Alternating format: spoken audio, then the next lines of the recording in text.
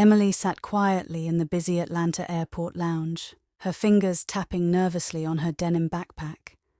At 67, she felt out of place among the travelers, most of whom seemed half her age. This trip to the States was supposed to be her getaway, a last-ditch effort to shake off the loneliness that had swallowed her since her husband passed 2 years ago. But that empty feeling had tagged along, refusing to let go. As she shifted uncomfortably in her seat, a young guy stepped into the lounge, his easy confidence catching her eye.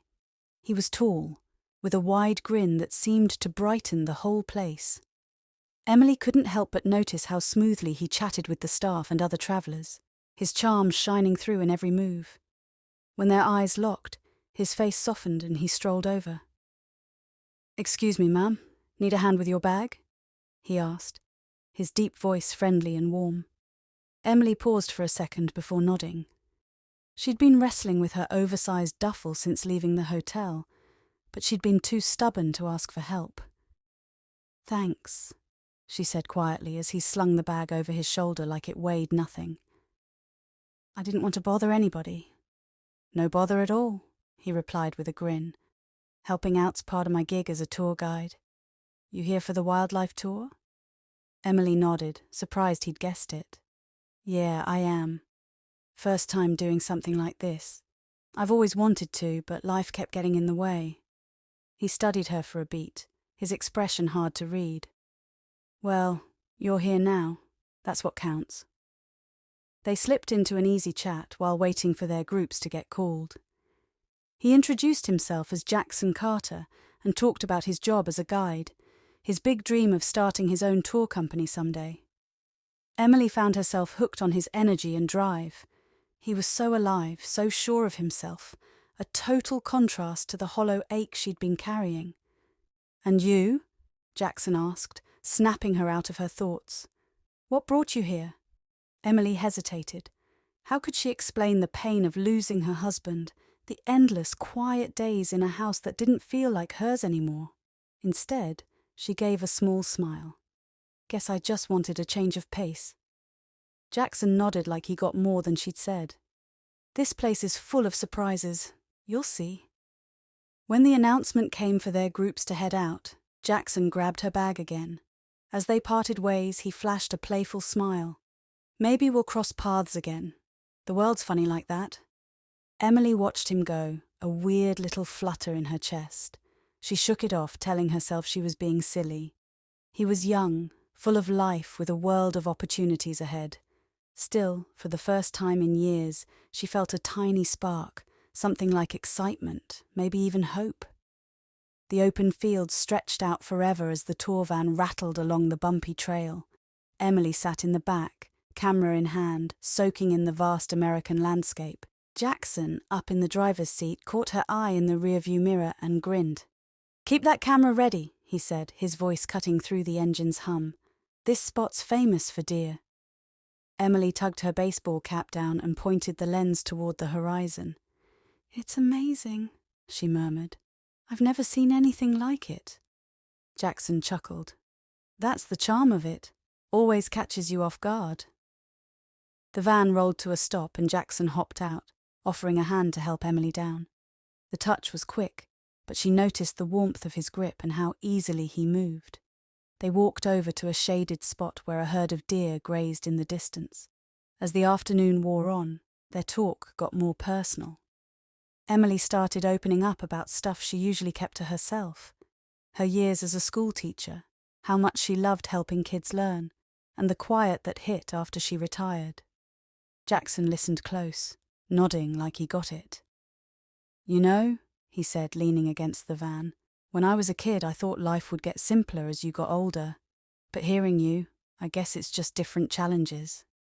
Emily smiled faintly. "It's not the time that drags you down. It's what you lose along the way." Her words hung there, honest and raw. Jackson glanced off at the horizon. "I lost my dad when I was 17, he said. "Had to step up young to look after my family." Emily hadn't expected him to share that, but it made her respect him more. "You've done great for yourself, Jackson. It's not easy to keep going with that kind of weight and still carry yourself so well." Their eyes met, and for a second, it was just them.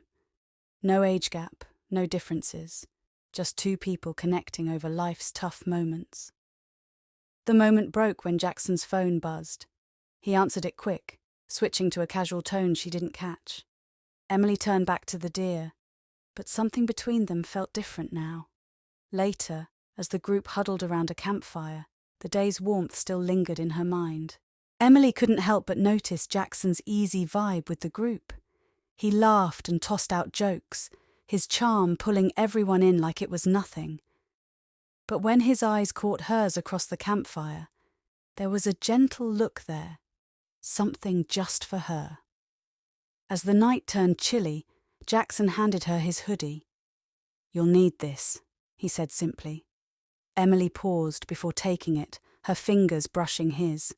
That little touch sent a shiver through her, a quiet reminder of a warmth she hadn't felt in ages. Later, lying in her tent, Emily stared at the fabric ceiling, her heart tangled up in confusion. She hadn't come here looking for anything more than a getaway, but Jackson's presence was waking something up inside her, a feeling she couldn't quite pin down. The camp was still under a sky full of stars, the faint hum of crickets and distant wildlife filling the air. Jackson walked up to Emily with an easy smile, carrying a tray with 2 cups of juice. She glanced up from her notebook, caught off guard but not mad about it. "Thought you might like this," he said, setting the tray on the little table between them. Emily hesitated before taking a cup. "That's sweet of you," she said softly, her voice nearly lost in the night sounds.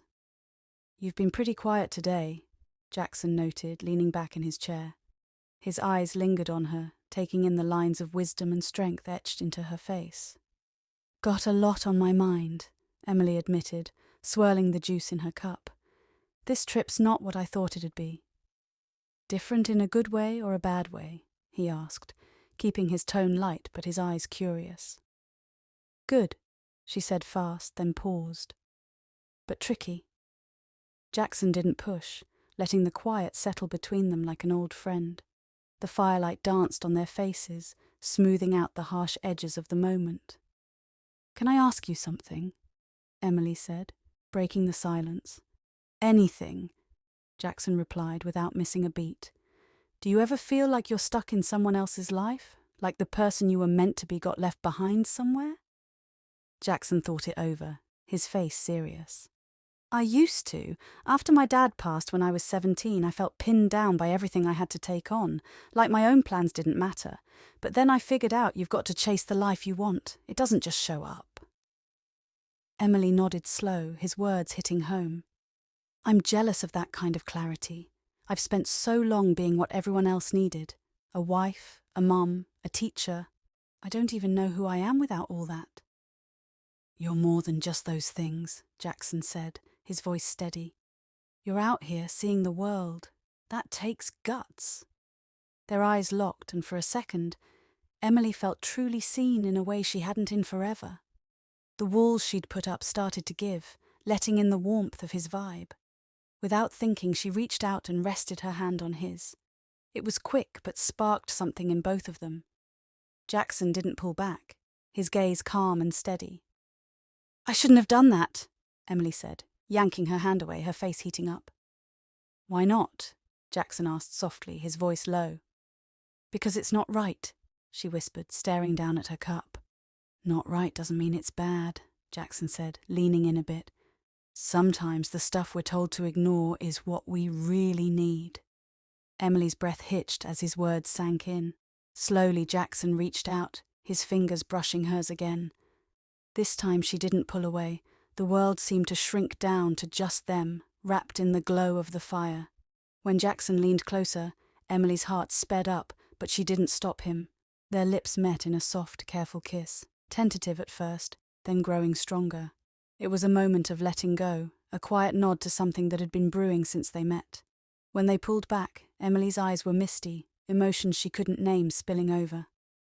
Jackson reached up and gently wiped a tear away, his touch kind. "You're allowed to feel stuff," he said quietly.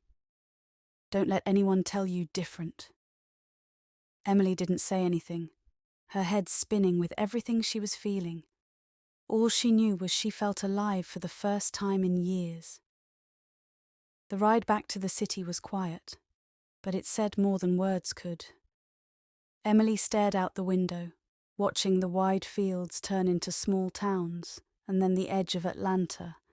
Jackson glanced her way now and then, but neither of them brought up the night before. Back at the hotel, the air between them still held that unspoken shift. Jackson helped Emily with her bags one last time, their eyes meeting for a quick second. She opened her mouth to say something, but nothing came out. Jackson flashed a small, knowing smile and stepped back, giving her room to think. Later that evening, Emily sat on the edge of her hotel bed, staring at her phone. A text from Sarah popped up. "Call me when you're free." She sighed and hit the call button, not looking forward to the chat she knew was coming. "Hey, Mom," Sarah's voice came through, sharp but worried. "How's the trip going?" "It's been a real eye-opener," Emily said carefully. Sarah paused before jumping in again. "I've been stressing about you. I know this trip was supposed to help you feel better, but something seems off. You okay?" Emily's grip tightened on the phone. She wanted to spill it all.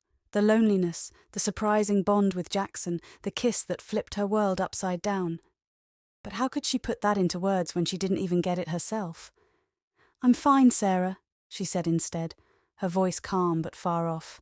"No need to worry about me." After the call, Emily felt antsy.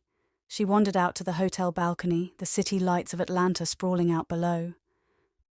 The cool night breeze didn't do much to settle her buzzing mind.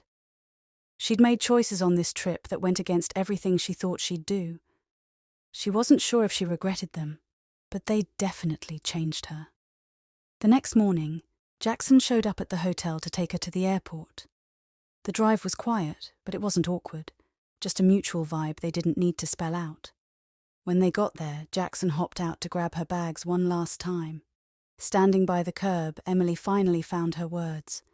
"Thanks, Jackson, for everything." He looked at her, his face warm but tinged with something bittersweet. "You don't need to thank me. You've shown me just as much as I've shown you." Emily smiled, but her eyes gave away the heaviness she felt. "I don't know what's next." "Me neither," Jackson admitted. "But that's life, right? You just keep going." Before she could overthink it, Emily stepped forward and gave him a quick hug. It was short, but it carried all the stuff they couldn't say out loud. When they pulled back, Jackson gave her a little wave as she headed into the terminal. On the plane, Emily sat by the window, her mind replaying bits of the trip. The laughs, the talks, that kiss. They were moments she'd hold on to forever. She didn't know what was ahead, but a quiet strength settled in her chest. Back home, Emily started writing letters to Sarah. They were real, honest takes on her life, her sadness, her healing, her journey to figuring herself out. She didn't name Jackson, but his influence was there in every line. Months later, she stumbled across an online article about a young American guy who'd kicked off a thriving tour business. The photo showed Jackson standing tall in front of a rugged van with his crew. Emily smiled, her heart swelling with pride and a hint of missing him. As she shut her laptop, she leaned back in her chair, a bittersweet calm washing over her. Life was wild, messy and full of curveballs, but for the first time in years, she felt like she was really living it. This is an artistic and fictional creation intended for both entertainment and educational purposes. Any resemblance to actual people or events is purely coincidental. Some scenes and dialogues in the video are part of a dramatized performance and incorporate elements of grotesque, satire, and exaggeration. The creator stands against discrimination, violence, and hatred. This channel fully complies with YouTube's policies and does not infringe upon copyright laws.